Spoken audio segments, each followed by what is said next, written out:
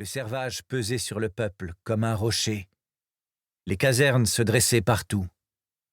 Il n'y avait pas de justice. On parlait de fermer les universités. Les voyages à l'étranger étaient impossibles. On ne pouvait faire venir un livre sérieux. Un sombre nuage pesait sur ce qu'on appelait alors l'administration des lettres et des sciences. La dénonciation se glissait partout. Entre les jeunes gens, il n'y avait ni lien commun, ni intérêts généraux. C'était partout la peur et l'adulation. La main sur le pouls du malade, Gontcharov raconta, calme et impassible, les souffrances de la société. Il ne prit pas la peine de rechercher les sources du mal, chacun les connaissait trop bien. Son livre fit événement, ce fut à la fois une vengeance et un triomphe. L'écrivain garda ensuite le silence durant 12 ans. On disait vaguement que, par une note secrète, la censure impériale lui avait prescrit d'observer désormais plus de circonspection. Il reparut enfin avec Oblomov, une nouvelle étude aussi cruellement vraie et tracée d'une main plus ferme encore. Dans une histoire ordinaire, il avait montré comment s'était opérée la désorganisation sociale. Dans Oblomov, il peignait la société telle que l'avait faite le règne précédent. Adoniev, le héros d'une histoire ordinaire, est un moribond qui lutte contre l'agonie. Oblomov est un mort qu'on galvanise. Sans caractère, sans énergie, sans initiative, il nous représente le produit extrême d'un despotisme qui a fait son temps. La figure d'Oblomov est complétée par celle de son domestique serf, Zakhar. Ce dernier appartient à deux époques. De la première, il a retenu un dévouement sans bornes pour la famille des Oblomov. La deuxième a raffiné ses mœurs et élargi sa conscience. Il adore son maître et le calomnie. Il lui prêche l'économie et s'enivre à ses dépens. Il est avec lui familier, bourru, grossier, mais il l'aime comme un chien aime son chenil. Rien de plus franchement comique, ni qui ait une saveur plus étrange que les dialogues entre Oblomov et ce scapin sauvage.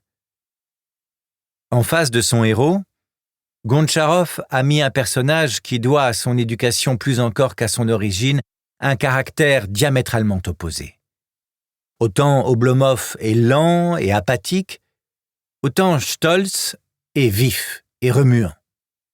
Il entreprend de guérir son ami de sa paresse, mais il n'en peut venir à bout. Une jeune fille se charge alors de cette cure difficile. C'est une belle figure que celle d'Olga, si belle qu'on serait tenté de la croire au-dessus de l'humanité. Encouragée par Stolz, Olga réussit à vaincre pour quelque temps la nonchalance d'Oblomov. Elle l'aima, ou plutôt, elle aima en lui l'œuvre qu'elle crut avoir accomplie.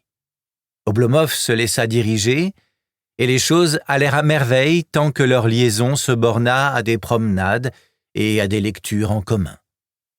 Mais quand il s'agit de mariage, et qu'il fallut entrer dans la vie pratique, il recula. Il se sentit incapable de faire le bonheur d'Olga et avoua loyalement son impuissance. Olga épousa Stolz, et Oblomov s'enfonça de plus en plus dans son apathie. Le succès d'Oblomov dépassa encore celui d'une histoire ordinaire. On trouva que l'auteur n'avait pas décrit seulement un état transitoire. Le livre est resté comme le document le plus exact sur le caractère de la nation, lequel tient au climat et aux mœurs tout autant qu'aux institutions. Et le mot d'oblomovisme est entré dans la langue pour désigner la paresse rêveuse et indécise, particulière au tempérament russe. Gontcharov put préparer à loisir une troisième œuvre, la dernière, sauf un long article de critique littéraire, qu'il ait produite jusqu'à ce jour. Lorsqu'en 1861, l'empereur Alexandre II rendit la liberté à 24 millions de serfs, ce grand acte d'humanité fut suivi d'une foule de mesures libérales, judiciaires et administratives qui donnèrent un nouvel essor à la littérature. Les questions se multiplièrent aussi bien que les sujets et les types. Le roman s'occupa d'une théorie nouvelle qui venait de se faire jour, le nihilisme. Que signifiait ce mot ? Et d'où venait cette doctrine ? Les nihilistes, dit M. Courrière, rejetaient toute autorité en morale, en religion, en politique, dans les lettres et les sciences comme dans les arts. La poésie, l'amour, le sentiment, la nature elle-même n'étaient pour eux que de vains mots. Ils regardaient le mariage comme une institution absurde et n'admettaient que l'attraction brutale et matérielle entre les deux sexes. Cette doctrine n'est pas née en 1861. Elle couvait déjà depuis longtemps. L'oppression de la pensée qui avait caractérisé le règne de Nicolas, le despotisme de son administration, les écrits des comités secrets de Londres, les révélations étranges qui s'étaient faites après la guerre de Crimée, les rêves brisés des libéraux de 1825 et les théories des socialistes de 1840, tout cela avait contribué à l'élaboration du nihilisme. La nouvelle théorie fit surtout des prosélytes parmi la jeunesse des universités que séduisaient de préférence les tendances négatives de la littérature. Tourguenieff étudia cet état de la société dans Père et Enfant et Fumée, deux romans dont le premier déchaîna une véritable tempête. On alla jusqu'à accuser l'auteur d'avoir écrit un pamphlet contre son pays.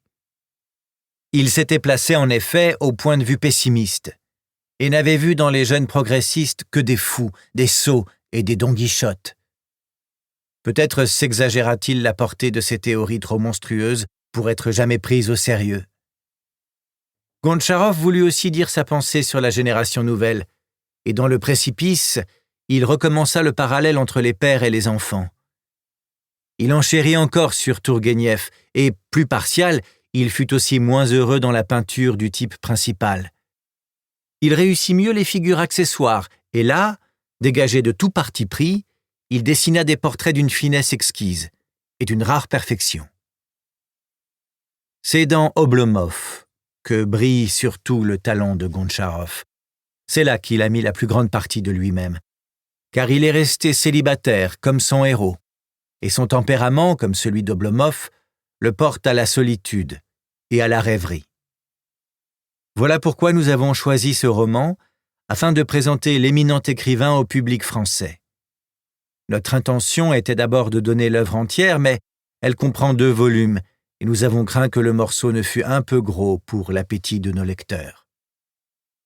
Il y a, dans le génie russe, un côté allemand, dont Gontcharov a sa bonne part. Peintre admirable, il multiplie volontiers les tableaux.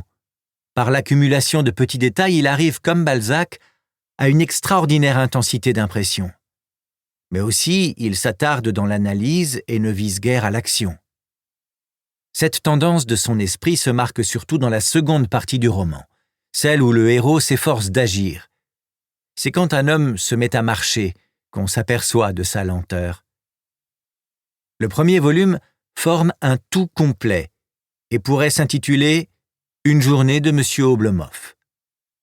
Il offre cette particularité originale que le héros y reste tout le temps en toilette de nuit dans sa chambre à coucher, allant de son lit à son sofa, et réciproquement.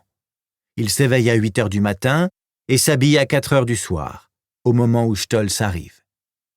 Cependant, défilent devant lui, peints de main de maître, quelques-uns des types les plus saillants de la société pétersbourgeoise. Cette curieuse revue est interrompue par un morceau superbe qui, sous ce titre « Le songe d'Oblomov », est célèbre dans la littérature russe et qu'on fait étudier dans les collèges comme modèle de style. Ce songe nous transporte dans la partie méridionale de la Grande Russie, dans le gouvernement de Soubirsk, patrie de l'auteur. Avec l'enfance d'Oblomov, il retrace la vie des petits seigneurs de campagne en des pages d'une grandeur et d'une simplicité antiques. Ça et là éclatent des traits dont la précision pittoresque fait penser à Gustave Flaubert. Ce morceau avait paru dans une revue longtemps avant l'ouvrage. Gontcharov a ce point commun avec Flaubert et les grands écrivains du XVIIe siècle qu'il passe des années entières à parfaire ses œuvres. C'est la première partie d'Oblomov, la meilleure, que nous publions.